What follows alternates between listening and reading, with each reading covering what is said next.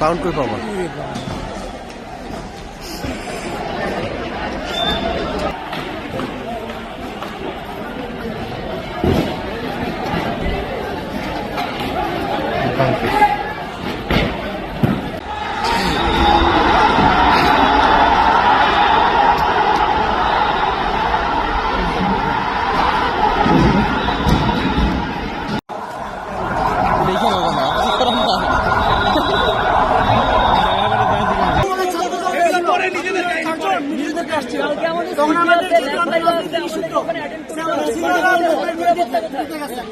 তখন তারা বলতেছে যে তারা বের হবে না, ঠিক আছে?